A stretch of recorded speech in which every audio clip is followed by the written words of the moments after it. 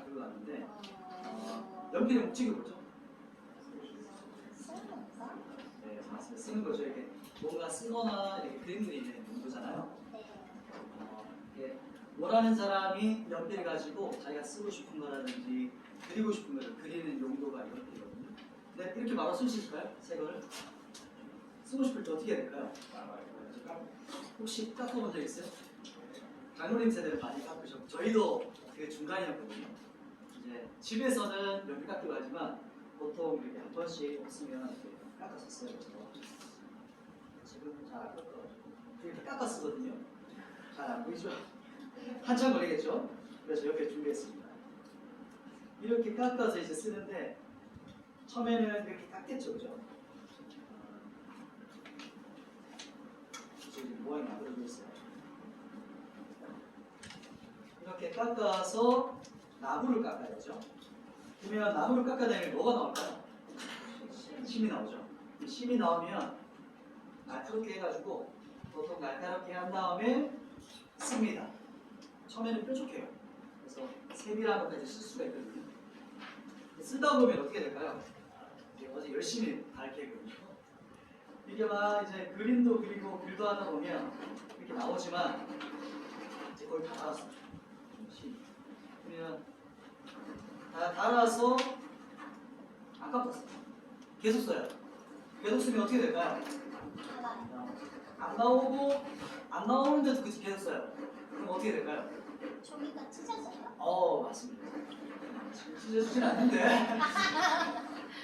얼마나 더 써야될지 모르겠어요. 심이 끝나고 나면 나무가 나와가지고 나무가 이제 면했어요. 나무가 나오면 종이가 처음에는 자국이 남다가 그 다음에는 심지어 종이가 이렇게 찢어지기 시작해요. 제가 어떤 이야기를 드리고 싶은 거냐면 공동체가 어떻게 찢어지는가에 대한 이야기예요. 보면 연필은 뭘까요? 연필은 사람이에요. 그래서 하나님께서 사람을 쓰실 때 그냥 쓰지 않고 처음에 사람을 택하셔가지고 어떻게 할까요? 깎으세요. 이 연필 심은 바깥에 나무부터 볼까요? 나무는 뭘까요? 뭘 깎으실까요? 맞아요. 자아입니다. 자아. 우리 리더들 기억나시죠? 자아. 그래서 하나님께서 우리의 자아를 깎으세요. 깨뜨리세요. 그러니까 십자가 복음 있죠. 갈라디아서 2장 20절 말씀. 우리가 예수님 만나면 저는 죽었습니다. 이렇게 하면서 내가 죽어요. 처음에는 하수님께서 처음 불렀을 때 하나님께서 깎으시고 사용하실 때는 아주 섬세하고 세밀하게 쓰임을 받아요. 그런데 날이 가다 보면 이제 어떻게 될까요? 자꾸 쓰잖아요. 그러면은 연필 심이 어떻게 되죠? 닳죠. 무뎌져요. 나무는 자아예요. 연필 심은 뭘까요? 은사라고 보거든요. 그 사람이 가지고 있는 하나님께서 불러내신 그 사람이 하고 있는 그런 어떤 은혜들을 말해요. 그냥 처음에는 괜찮아요. 그냥 써도 워낙 우리에게 주셨던 기본적 은사니까요. 자기의 재능이니까요. 그냥 써요. 근데 닳고 닳았는데도 자아가 안 죽어요. 계속 자아는 살아있고 은사만 사용해요. 그럼 어떻게 될까요? 나중에는 어떻게 되냐면 종이가 심지어는 찢어지게 돼요. 그래서 이게 바로 하나님께서는 근데 이렇게 그냥 두지 않으세요. 이제 그 다음에 어떻게 또 하실까요?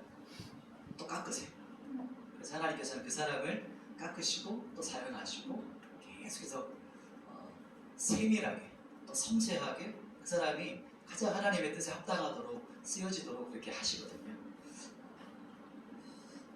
그래서 사도 바울이 그렇게 말하죠. 나는 날마다 어떻게 하더라? 죽노라. 들어봤어요? 날마다 나는 쉽게 말하면 이렇게 예를 들면 깎이노라 이런 거예요. 나는 날마다 죽노라. 그래서 주님 앞에서 내 자아가 죽노라. 그런데 반대로 보면 안 죽고 싶어. 내 고집대로 하고 싶어요. 그럼 어떻게 될까요? 그러면 하나님께서 일단은 그냥 두세요. 그런데 이거는 깎아야 되잖아요. 쓸 수가 없으니까. 그때 하나님께서 깎으세요. 그런데도 안 깎이려고 하면 그냥 이 연필은 제가 쓸 수 있을까요? 못 쓸까요? 쓸 수가 없고 그냥 이렇게 방치가 되겠죠. 그래서 그냥 하나님께서 두세요. 그러나 하나님은 이 연필을 포기하실까요? 안 하실까요? 포기하지 않으세요. 기다리시는 거죠. 그래서 그게 바로 오늘 이야기하고 싶은 부분인데, 하나님은 자신이 선택한 사람, 하나님께서 한번 택한 사람은 포기하지 않으세요. 오늘 말씀의 제목은 흔들리지 않는 하나님의 구원이에요. 하나님의 흔들리지 않으시는 하나님의 구원. 우리를 창조하신 그 이유에 대해서 두 가지. 첫 번째는 하나님의 구원에 대한 이야기, 마지막으로는 우리를 왜 창조했을까? 이것에 대한 이야기를 좀 나누고 싶어요. 바로 본론으로 들어갈 거거든요. 오늘 본문이 어려운 내용들이 많아가지고 딱 포인트를 딱 두 가지를 핵심으로 잡아서 좀 나누고 싶어서 앞부분을 건너뛰었어요. 그래서 혹시나 앞달라기 궁금하신 분들은 나중에 한번 같이 물으시고 같이 얘기해봅시다. 오늘 본론으로 바로 들어갈 텐데 29절이에요. 29절 말씀 우리 같이 한번 읽어보도록 하겠습니다. 29절 같이 읽습니다. 시작. 하나님의 은사와 부르심에는 후회하심이 없느니라. 아멘. 첫 번째는 하나님의 그 구원인데 보면 성경에서 이렇게 표현해요. 하나님의 은사와 부르심이라고 하거든요. 그러니까 은사가 뭘까요? 은사는 딱 은혜다 이렇게 생각하시면 돼요. 은혜. 은사는 은혜다 이렇게 생각하시면 돼요. 그래서 하나님의 은사, 하나님의 은혜와 부르심에는 후회하심이 없다 이렇게 말하는데, 하나님께 주시는 선물 이렇게 선택하셔가지고 그 사람에게 주시는 은혜가 뭘까요? 구원이거든요. 구원. 그래서 이 구원에 대한 것이 바로 오늘 이 29절 말씀은 엄청 많이 암송하고 있는 사람들이 많은 거예요. 여러분도 다 암송하고 계시죠? 유명한 구절이거든요. 하나님께서 여기 보면 은혜라는 것은 이제 은사가 은혜랑 똑같다 하면 부르심은 뭘까요? 하나님께서 제일 먼저 부르셨던 사람들이 누구였죠? 하나님께서 쉽게 말하면 딱 처음에 선택한 사람, 제일 먼저 딱 택한 사람, 어떤 족속, 어떤 민족이었죠? 그렇죠, 이스라엘 유대인이었어요. 그러니까 유대인이 가장 먼저 선택을 받았고, 그런데 그 다음 누구에게까지 왔죠? 지금 우리 이방인에게까지 온 거죠. 그래서 이 두 가지가 포함된 말이에요. 그래서 하나님의 은사, 은혜와 부르심에는 절대 포기함이 없다. 이 말은 우리 이스라엘도 그렇고 이방인도 그렇고 하나님께서 딱 택했어요. 딱 잡았어요. 택함 받은 사람. 또 이런 말 많이 하죠. 한 번 구원받은 사람. 이런 얘기 들어봤어요? 그죠? 이 사람에게는 하나님께서 놓칠 수 있을까요? 못 놓칠까요? 하나님 포기할까요? 포기하지 않으실까요? 하나님 포기하지 않으세요. 끝까지 하나님 붙잡고 계세요. 이 부분이 바로 오늘 여기서 말하는 후회하심이 없느니라 이렇게 말하는 부분이거든요. 절대 흔들리지 않는다. 구원. 하나님께 구원받은 자의 이 구원이 있잖아요. 그래서 절대 흔들리지 않는다. 이야기가 29절에 대한 이야기예요. 왜 그럴까요? 왜 하나님께 구원받은 사람 흔들리지 않을까요? 하나님이 그 손을 놓지 않기 때문이에요. 우리는 놓아도 하나님은 그 손을 놓지 않으세요. 우리는 포기해도 하나님은 나를 포기하지 않으시겠다. 이게 바로 오늘 말씀인 거예요. 흔들리지 않는 하나님의 구원인데 변하지 않는 게 있어요. 돌이라고 하거든요. 그래서 예수님을 나의 반석이시다. 나의 구원의 피난처시다. 반석이시다. 이렇게 말을 하잖아요. 예를 들면 접착제가 있어요. 제가 지금 A4 용지를 두고 있는데 A4 용지를 접착제에다가 훅 담궜어요. 훅 담궈가지고 이 접착제를 완전히 장아찌가 돼서 찌들었어요. 접착에 벽에 딱 붙였어. 그럼 어떻게 될까요? 이 종이를 뗄 수 있을까요? 못 뗄까요? 절대 뗄 수 없겠죠. 떼려면 아예 그냥 벽을 그냥 찢어야 되는 거죠. 그런 것처럼 우리가 하나님께 구원받는다는 거. 지난번에 접붙임에 대해서 들었죠. 그러니까 우리가 딱 연합된다는 것은 주님께 연합되고 접붙여진다는 것은 접착제로 완전히 이렇게 딱 붙는 걸 말해요. 그것을 말하기 때문에 떨어질 수 없다, 흔들릴 수 없다. 그것은 누구도 흔들 수 없다라고 하거든요. 우리 양육반 지금 우리 제자훈련 하고 있는데 거기 보면 그리스도의 확신 중에 어떤 확신이 있었죠? 구원의 확신이 있거든요. 구원의 확신. 이 부분을 바로 오늘 이 본문이 말하고 있습니다. 첫 번째 딱 하나 기억하면 돼요. 아, 절대 흔들리지 않는구나. 하나님의 구원은 흔들리지 않는다. 흔들리지 않는 예수 그리스도. 거기 우리가 딱 붙어있기 때문에. 그렇기 때문에 우리 구원도 나는 흔들려요. 나는 자빠지거든요. 나는 넘어져요. 우리가 나는 신뢰할 수 없지만 흔들리지 않는 예수 그리스도. 그분께 붙어있기 때문에 흔들리지 않는다. 이것이 바로 이 첫 번째 핵심이에요. 그리고 이제 거의 끝으로 넘어가고 싶은데 이제 쭉 오늘 로마서 이야기를 사도 바울이 이 구원에 대한 구원의 신비에 대한 이야기를 하고 이제 드디어 로마서 1부가 마쳐요. 로마서 앞부분이 마치거든요. 이제 1부가 맞춰지는 부분이 11장이에요. 그래서 그 마지막 마침은 어떻게 하냐면 하나님을 향한 이제 뭐랄까 이제 터져나오는 찬양이 나와요. 그 부분이 이 33절부터 36절까지 말씀이거든요. 우리 두 절 말씀인데 한번 읽어보도록 하겠습니다. 33절과 34절 두 절 말씀 같이 한번 읽어볼게요. 한번 같이 읽습니다. 시작. 깊도다 하나님의 지혜와 지식의 풍성함이요 그의 판단을 헤아리지 못할 것이며 그의 길을 찾지 못할 것이나 누가 주의 마음을 알았느냐 누가 그의 모사가 되었느냐. 아멘. 심히 하나님의 본이 흔들리지 않는다 그랬잖아요. 그 이야기를 하다가 사도 바울이 뭐라고 말하냐면 33절에 깊도다 이렇게 하거든요. 근데 오늘 이 성경에는 우리나라 말에는 번역되지 않은 언어가 있어요. 왜냐하면 감탄사가 나와요. 와! 이 부분이 헬라어는 처음에 등장하고 깊습니다 이렇게 고백하거든요. 그래서 이걸 합쳐가지고 깊도다 이렇게 표현해요. 즉 우와 깊도다 이렇게 감탄하고 있는 말이 바로 여기서 이제 고백이에요. 뭐가 깊은다 말죠? 뭐가 깊다는 거죠? 하나님의 깊은 그 지식과 지혜의 풍성함. 어떤 그 비유냐면 하나님의 그 구원, 하나님의 그 사랑 이것이 얼마나 깊은가 이렇게 말하는데 보면 우리 지금 현대 기술로 바다를 한 5% 정도를 알고 있대요. 지금 5% 정도. 깊이가 지금 보면은 잘 안 볼 수 있는데 이렇게 점선으로 되어 있는 부분이 저희가 에베레스트 정도가 돼요. 가장 깊은 심연이 보이세요? 1135m, 11,335m, 11km 정도가 돼요. 11km 정도가 높이가 어떻게 올라가냐면 하늘에 나는 비행기 있죠. 성직권에서 날아가는 비행기. 그 정도의 높이가 내려가면 바다의 깊이다.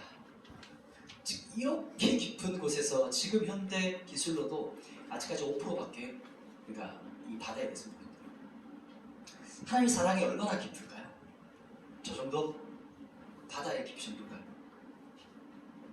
측량할 수 없겠죠. 저보다 훨씬 더 측량할 수 없겠죠. 예전에 그 맥스 후카이더라는 분의 이제 그 이야기를 들었어요. 그분이 아마 자기 아들이었던 것 같아요. 제 기억에 삼촌이나 아들이었던 것 같아요. 그 아이가 난생 처음으로 바다를 간 거예요. 아빠랑 이 애기인데 바다를 딱 처음 딱 하고 나서 너무 큰 충격을 받은 거예요. 인생 처음으로 바다를 봤어. 거기서 이제 해변가에 딱 앉아가지고 이 아들이 충격을 받아가지고 애기가 몇 시간 동안 그 해변가에 앉아가지고 계속 바다만 보고 있더래요. 그리고 나중에 아빠한테 이렇게 물었대요. 아빠, 이 파도는 언제까지 계속 치는 거야? 이렇게 물었대요. 상상이 되시죠? 그 바다를 보고 파도가 계속 치니까 그걸 보고 있었던 거겠죠. 아빠한테 물어요.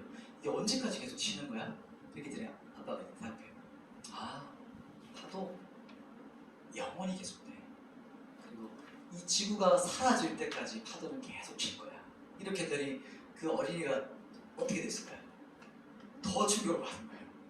처음 바다를 봤을 때 더 충격에 빠져가지고 경악을 금치 못하면서 그 모습을 보면서 그때 하나님의 감동이 이제 맥스 루카이드 이 작가 또 이제 기독교 작가거든요.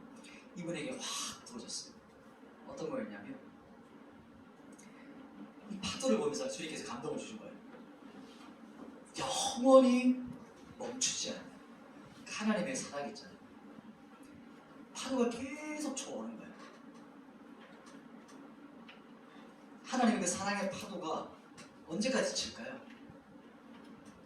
우리 인생에 언제까지 하나님의 사랑이 계속 몰려올까요? 영원히죠. 멈추지 않으세요. 계속해서 파도가 쳐온다는 것은 우리가 실수하잖아요. 죄를 짓잖아요. 범죄하거든요. 그러면 파도가 쳐서 쓸고 가면 어떻게 되죠? 다시 깨끗해져요. 다시 씻겨져요. 이게 주님의 사랑이라는 거예요. 계속해서 밀려온 그분의 사랑, 영원히 포기하지 않은 사랑, 이것에 대한 이야기를 하시더라고요. 우리 하나님의 이 사랑은 영원하고 풍성하고 끝이 없어요. 우리의 상상을 뛰어넘는 거예요. 그러니까 하나님께서는 이 모든 자연 만물을 통해서 우리에게 뭔가를 알려주고 싶은 거예요. 바다, 지금도 5%밖에 모른대요. 이 바다 깊은 심연에 뭐가 있는지, 하나님의 그 깊은 사랑, 그 안에 있는 측량할 수 없는 사랑이거든요. 그리고 이 하나님의 그 깊이의 사랑, 하나님의 그 넓이, 높이, 그리고 그 길이와 그 너비는 다 알 수 없다. 사도 바울이 말하잖아요. 그리고 포로쇼 목사님이라는 분이 계신데, 제가 정말 좋아하는 설교자 목사님인데, 그분이 이 땅에서 경험하는 하나님의 사랑에 대해서 이렇게 말을 하더라고요. 어떻게 비유하냐면, 여기도 나왔잖아요. 에베레스트 산할까? 우리나라에서 지구상에서 가장 높은 산이잖아요. 에베레스트, 히말라야라고 하지만 그 산 이제 등산도 하기 전에 아직 입구에서 이 땅에서 경험하는 하나님의 사랑은 이제 신발끈을 묶는 정도다, 이렇게 표현해요. 아직 시작도 못합니다.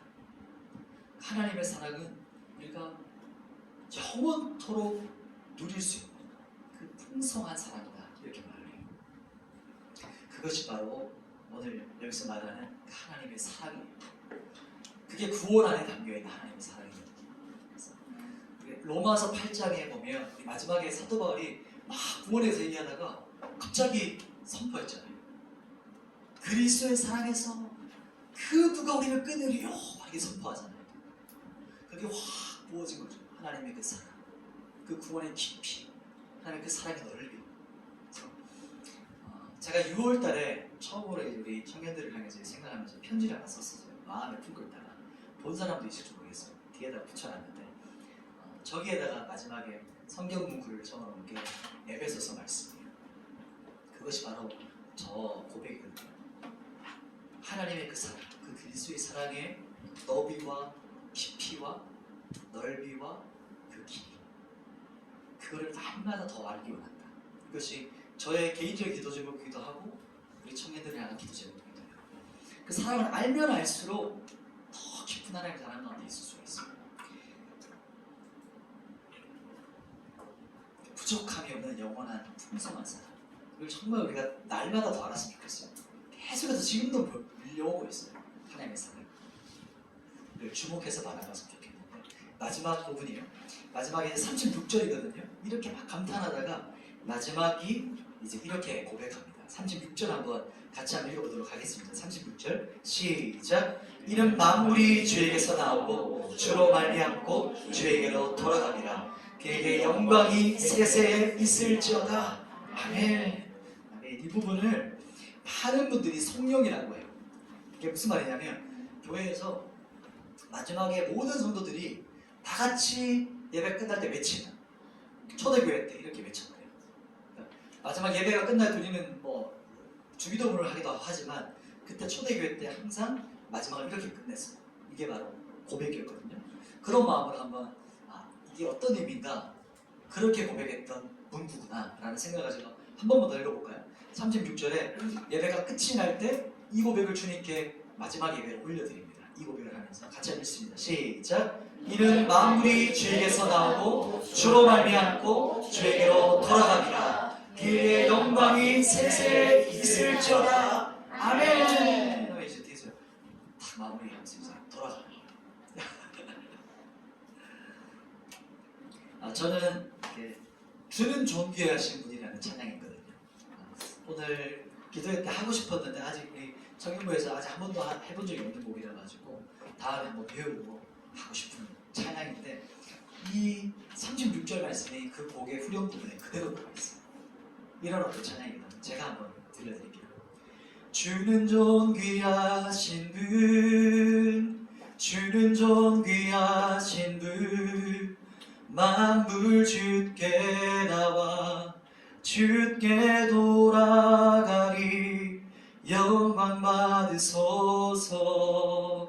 주는 존귀하신 분, 주는 존귀하신 분, 만물 주께 나와 주께 돌아가리 영광 받으소서.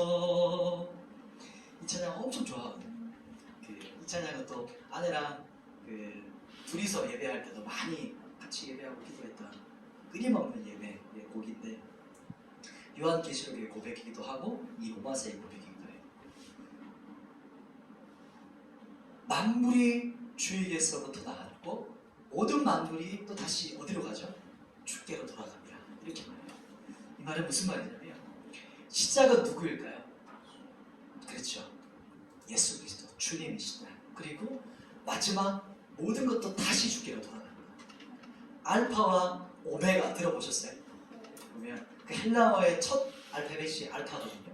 그리고 마지막 글자가 오메가예요. 그러니까 처음과 끝, 시작과 끝을 말해요. 즉 모든 것을 주님께서 시작하셨고 모든 것을 그분이 마치신다. 이런 뜻을 가지고 있어요. 그래서 이 마지막 부분에도 이 예배의 성령으로 주님께 올려드리면서 초대교회 때 모든 성도분들이 주님을 바라봤어요. 참 너무 막 영광스러운 고백이죠. 결국 모든 것의 마침과 끝은 예수 그리스도로 끝이 난다. Jesus Christ. 반석이신 예수 그리스도가 마지막 그 심판주로 다 오셔서 모든 것을 완성하실 주님. 창조주의 예수 그리스도셨거든요. 근데 우리 지금 이 마지막 때를 살아가는데 주님 마지막 다시 오시는 그날이 되면 그분이 이 땅에 심판주로 오셔서 모든 것을 완성하신다. 이야기를 해요. 우리는 왜 창조됐을까요? 성경에 보면 이렇게 말해요. 이사야서 43장 21절에 나오는데 PPT 없어가지고 한번 메모에 넣어보세요. 사람의 창조 목적이에요. 우리의 존재 목적. 이사야서 43장 21절 제가 한번 읽어드릴게요. 이렇게 말합니다. 성경은 하나님께서 말씀하시는 거예요. 이 백성은 내가 나를 위하여 지었나니 나를 찬송하게 하려 함이니라. 아멘. 한 번만 더 읽어드릴게요. 이 백성은 내가 나를 위하여 지었나니 나를 찬송하게 하려 함이니라. 아멘. 하나님께서 왜 사람을 만들었대요? 나를 위해서 만들었대요. 나가 누구죠? 하나님 자신을 위해서 만들었대요. 그리고 왜 나를 위해서 만들었대요? 찬송하게 하려고 만들었대요. 이 말을 듣고 나서 야 하나님 너무 이기적인 거 아니에요? 하나님 너무 독재자 같은데? 너무 이런 어떤 생각이 드는 사람이 있다면 정말 우리 하나님을 1도 모르는 사람이에요. 우리가 보면 이렇게 잘생긴 사람, 그러니까 어떤 압도적으로 잘생긴 사람들 만날 때 있죠. 아름다움의 극치를 보통 그런 사람들이 이제 연예인을 많이 하지만 그런 아름답고 잘생긴 그런 사람 만나면 어떡하죠? 반응이 어떻게 되죠? 감탄사가 나오죠, 그죠? 그래 본 적이 없나요? 옆을 보시면 돼요. 감탄사가 나와요. 감탄사가 나오잖아요. 네, 네, 있습니다. 그런 사람들이 우리 주위에 없지만. 그리고 또 자연 중에서 막 너무 아름다운 광경을 만나면 우리 뭐가 막 터져 나오죠? 와, 너무 아름답다. 와, 너무 막 경이로운 걸 느끼잖아요. 아름답다.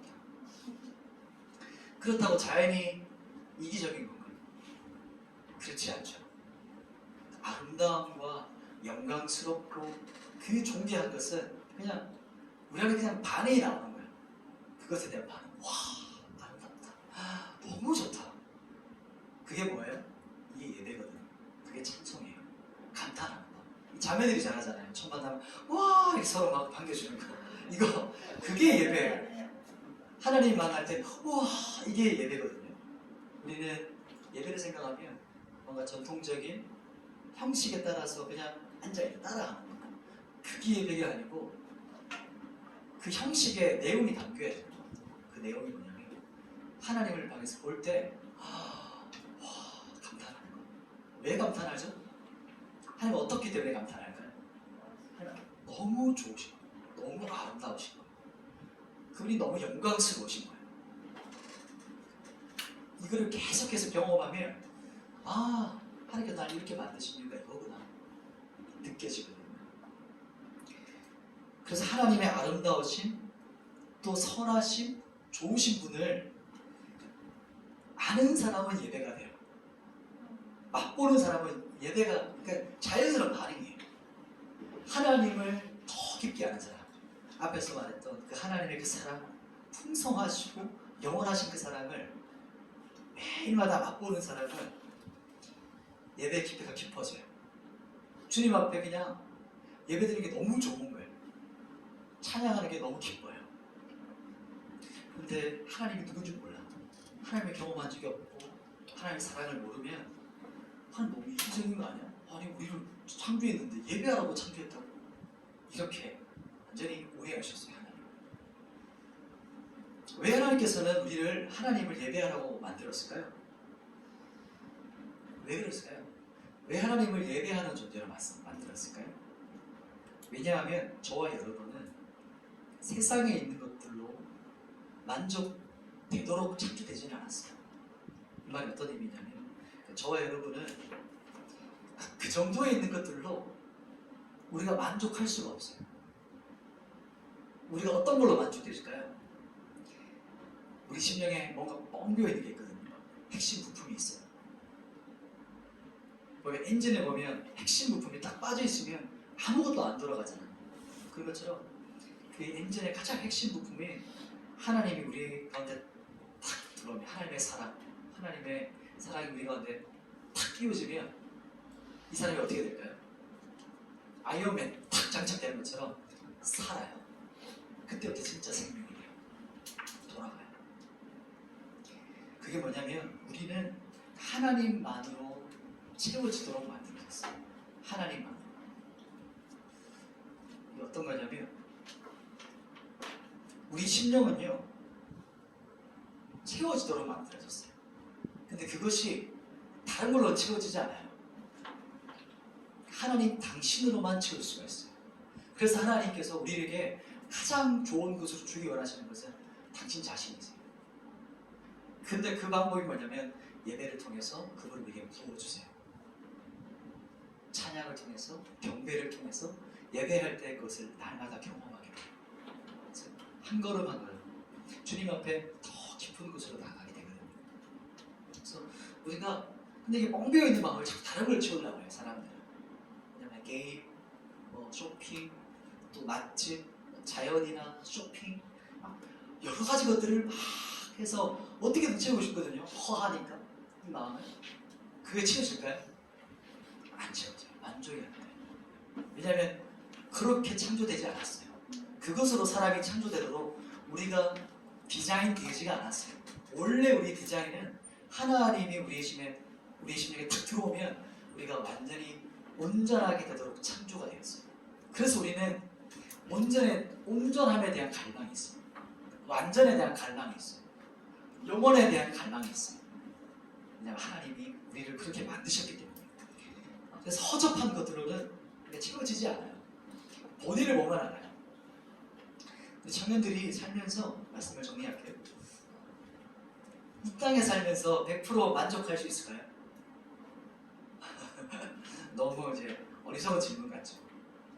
그런데 우리가 삶을 보면 꼭 이 땅에서 100% 만족할 수 있는 것처럼 우리가 막 살거든요. 우리의 정욕을 채우려고 하는 그런 마음들. 근데 그게 안 돼요. 하나님이 어떤 분인지 온전히 알면 계속해서 점점 온전하게 회복되어져요. 그분의 선하심, 이 아름다우심. 제가 처음에 이게 무슨 말인지 몰랐어요.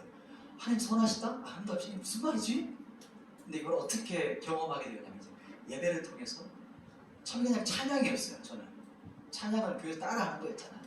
또 어느 순간 찬양이 예배가 되었고 예배가 주님과의 교제가 되는 것을 그때부터 배우기 시작하면서 이렇게 하나님의 사랑이 내 심령을 이렇게 비어있는 부분을 차곡차곡 채우시는 거예요. 어그러지고 깨어진 것들을 회복시키시는 거예요. 이렇게 많이 경험했거든요. 우리 청년들에게 정말 이걸 나누고 싶어요. 같이 제가 누린 이걸 같이 한번 나누고 싶은 거예요. 도전하고 싶고 건면하고 싶은 거예요.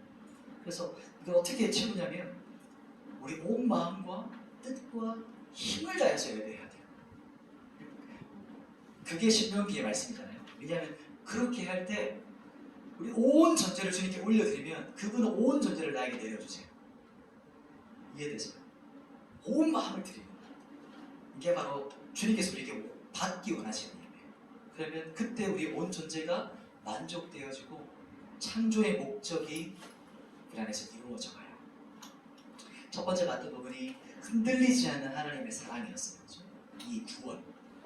이 구원에 대한 이야기를 했는데 절대 포기하지 않으신다. 그냥 방치할 수는 있지만 근데 꼭 다시 하나님께서 어떻게 하실까요? 깎으신다.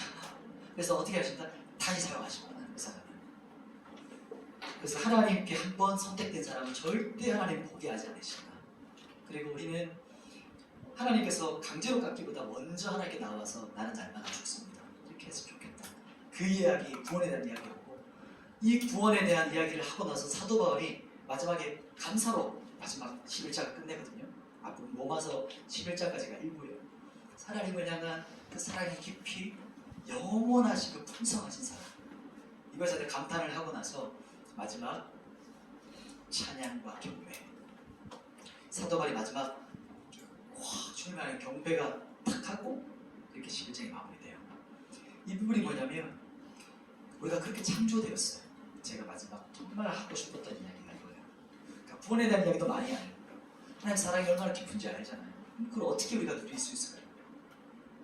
우리의 예배를 통해서 주님께 더 가까이 나아갈 수가 있게 돼요.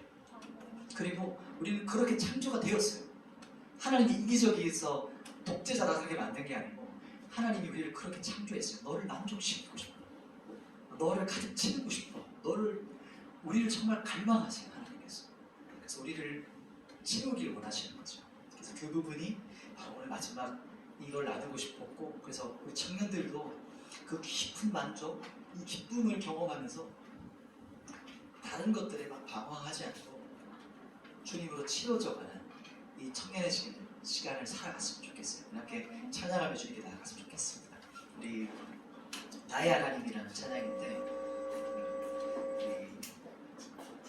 청년들을 향해서 제가 기도할 때 거의 많이 반복해서 하는 기도가 뭐냐면 에베소서 말씀이에요. 뒤에 게시판에도 제가 짧은 편지지만 적어놔서 마지막 문구로 하는데 어떤 기도냐면 사도 바울이 에베소 교회를 향한 간구 제목이 나와요. 제가 한번 읽어드릴게요. 이런 기도예요. 좀 길긴 한데 제가 짧게 조금 줄였어요. 에베소 3장 17절부터 19절까지 말씀 한번 읽어드릴게요. 우리 이렇게 기도했으면 좋겠어요. 믿음으로 말미암아 그리스도께서 너희 마음에 계시게 하시었고 너희가 사랑 가운데서 이 부분입니다. 이제 너희가 사랑 가운데서 뿌리가 박히고 터가 굳어져서 능히 모든 예언교회 청년들과 함께 지식에 넘치는 그리스도의 사랑을 알게 해주십시오. 19절이에요. 그 너비와 길이와 높이와 깊이가 어떠함을 깨달아 하나님의 모든 충만하신 것으로 예언교회 우리 청년들에게 충만하게 하시기를 구합니다. 이렇게 구하거든요. 그래서 우리 청년들도 이런 마음으로 기도하면 하나님은 말씀으로 기도하면 응답하시거든요. 이런 마음으로 찬양하고 또 한번 계속해서 기도해 봅시다. 준비하는 하나님께 드리면서 우리 하나님께 또 나아갔으면 좋겠어요. 우리